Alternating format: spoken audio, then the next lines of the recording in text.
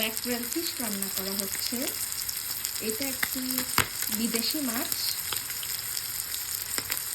কার কার পছন্দের বলেন তো আপুরা বা ভাইয়ারা, কমেন্ট করে জানান।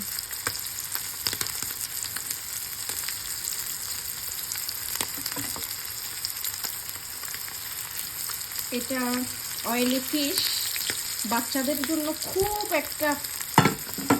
খুব একটা ভালো মাছ। ওদেরকে খাওয়াতে পারলে ব্রেনের জন্য অনেক ভালো। ওমেগা 3 অনেক পরিমাণের পাওয়া যায়। অয়েলি ফিশ তো, তাই অনেক অয়েলি ফিশ এটা।